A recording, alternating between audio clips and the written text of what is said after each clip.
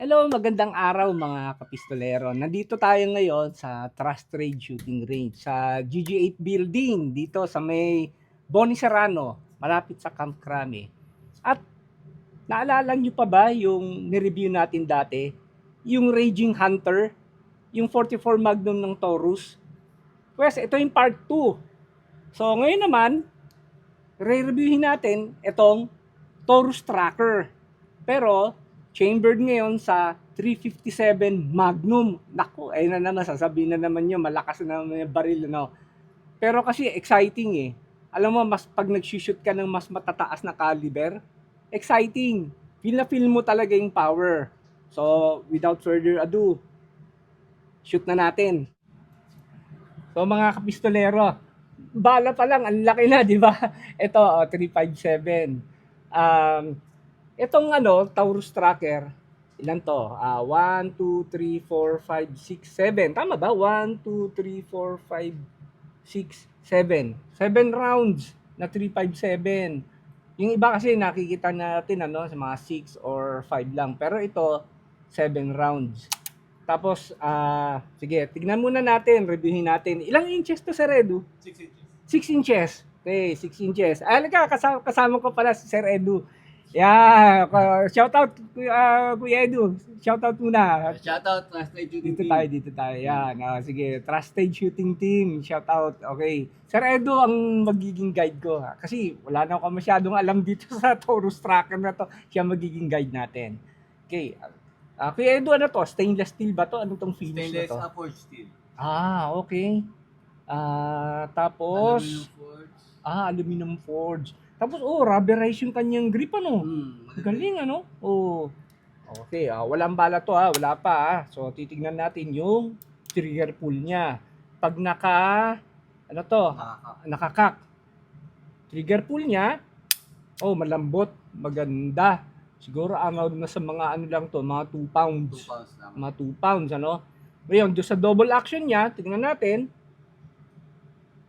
Medyo mabigat. Siguro parang yung Taurus na yung Raging Hunter. Siguro mga sa 10 or mga ganun, around that 10.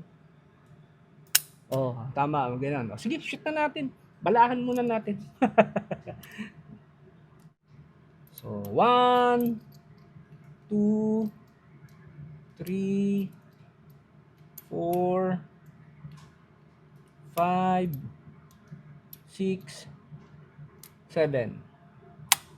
By the way, mga kapistolero, napanood ba niyo yung Muslim 357 ni FPJ? Yan ang naging inspirasyon ko, kaya ako ni-review rin ito. Okay, sige, game. Sige, muna tayo? Single action. Ay, nga pala. Naku, sorry nakalimutan ko medyo na-carried away tayo, mga kapistolero. Buti tinuro ni Kuya Edu yung ating eyes and ears protection. Okay, ayan na. Kompleto na. Ayan na. Game. Try natin muna yung single action.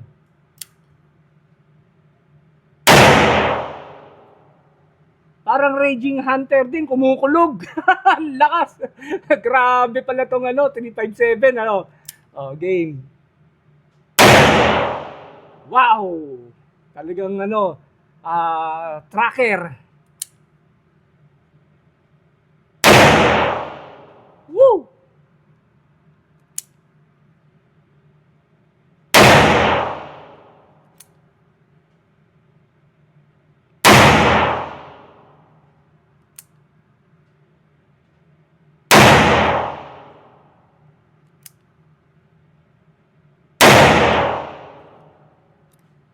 Okay, 1, 2, 3, 4, 5, 6, 7. 7. Tingnan natin kung magandang i-eject. Kasi dun sa medyo namamaga yung shell, tingnan natin dito. Wow, suabe. Ganda. Yun lang. Medyo, siyempre, manual, mo rin. Okay, ganda. Nakagulantang, kumbaga. Try naman natin, mga pistolero, yung, double action. Okay? Balahan ulit natin ng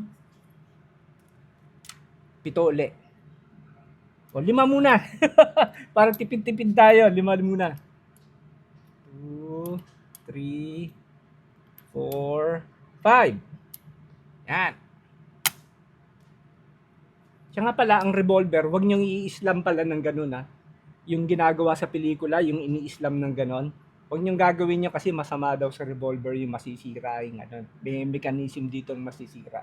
Kaya ina-advise nila kapag ka nag-reload ka ng revolver, suwabe lang. Yan, ganun lang. Okay? O, try na natin ngayon ang double action ha.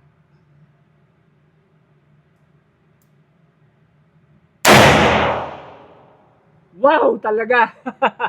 Alam mo yung shockwave? Talagang gumagano sa mukha ko, no?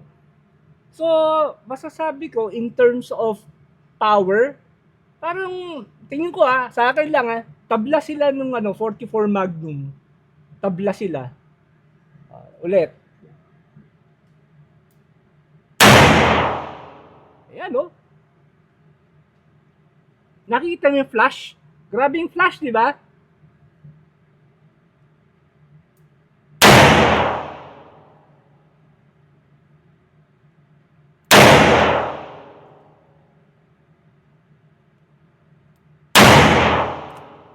May isa pa ba?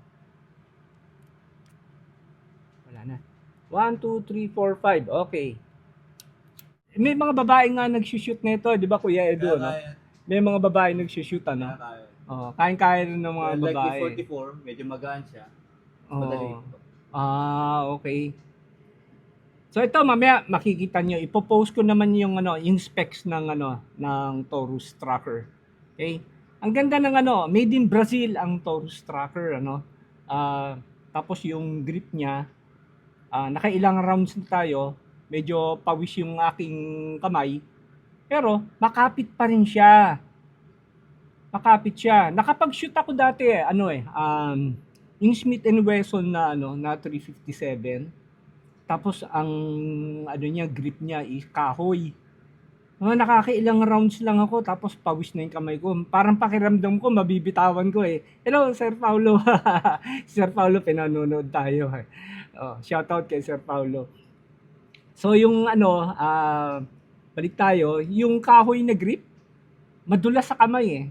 Kaya advice ko kung magre-revolver kayo, much better kung if you will replace the grip with the rubberized gaya nito. Pero sa Taurus na to built-in na to. Marami namang mga nabibili mga rubberized grip gaya ng Hogue. Meron sila. Okay. Ilan na lang ba to? 1, 2, 5 rounds uli.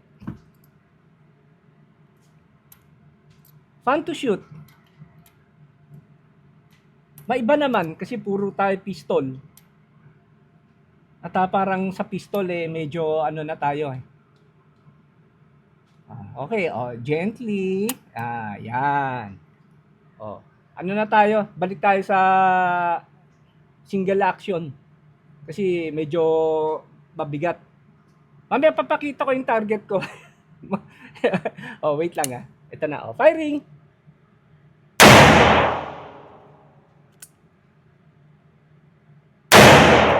Kuya Edu, tama naman yung ginagawa ko, no? Revolver hold tapos ito yung pinangkakak ko, no? Tinuruan ako na Kuya Edu. Natuto ko doon sa Raging Hunter. Yan, kak. Alam niyo mga kapistolero, yung sparks tumatama sa mukha ko. Mararamdaman mo talaga. Ganun siya kalakas.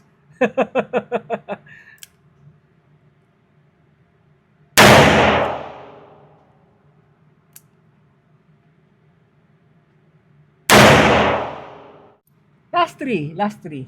Tapos sasabihin ko yung opinion ko tungkol dito sa Taurus Tracker.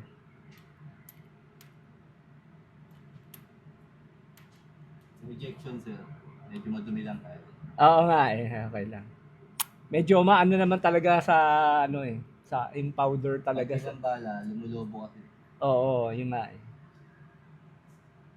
Madumi na yung tab ko. Dahil yung gunpowder. Ganun siya kalakas. Okay, last 3.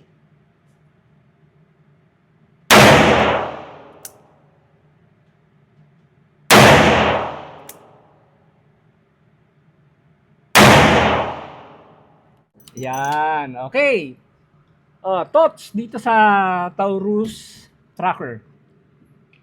Kung gusto po ninyo ng medyo powerful na baril, Taurus Tracker 357. Okay. Sa mga pagke-carry, hindi ko ina-advise na maggawin yung carry pistol ng Taurus Tracker. Bukod sa sobrang laki na, yung malakas pa talaga sobra yung baril. Ano? Anyway, kanya-kanya naman tayo eh. Kung gusto niyo mag-carry ng Taurus Tracker na 357 at kaya niyo naman, one of the big guys kayo, why not, di ba? Pero sa amin mga small frame guys, hindi siguro. Mag-stick pa rin kami sa pistols. Okay. And ano pa masasabi ko? Easy to maintain naman to, Kuya Edu. No? Easy to maintain naman. No? Okay. Actually, wala naman masyadong kakalasin dito. No? Wala lang. Brush lang, cylinder, para hindi siya mag-jam. Ano? And matagal na ba tong Taurus Tracker? Tagal na siya. Matagal ng model to. No? And yung sight niya, adjustable siya. Adjustable rear side. Adjustable rear sight, pero Polymer front side. polymer Polymer.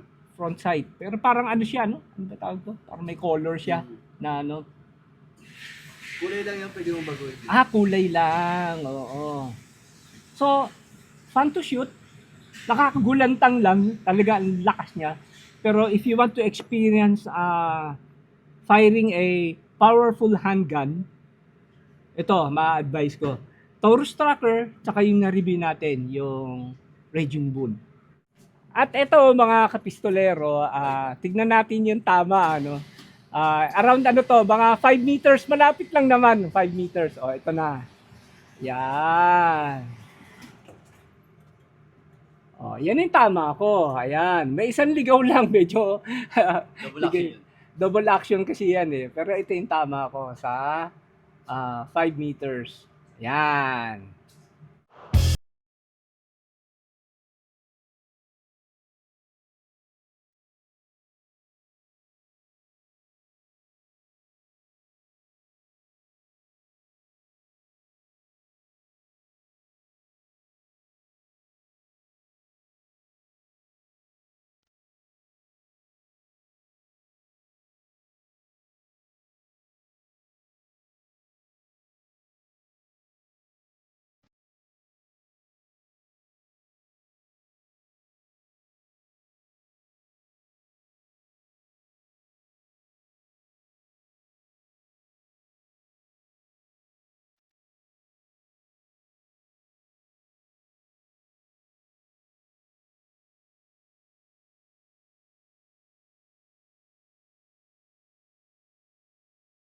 At ayan mga kapistolero, ang review natin dito sa Taurus Tracker.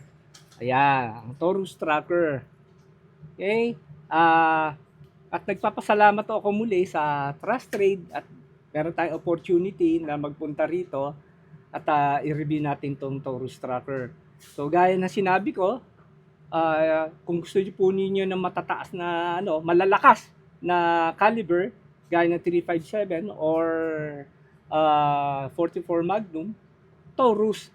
Mas mura to Kuya Edu, no? Mura to, laking mura nito, no? So, hindi natin pwede sabihin ng price. Ibubulong ko na lang po sa inyo. Maraming salamat At Kuya Edu, halika. Dito ka. Siyempre, lagi kitang kasama lagi. Yan, si Kuya Edu, ang range officer na pagka ako'y nagre-review, lagi po nakaalalay sa atin. Maraming salamat, Kuya Edu. Maraming salamat. Okay. At muli, mga kapistolero, lagi ko pong pinapaalala sa inyo, be a responsible gun owner and to God be the glory.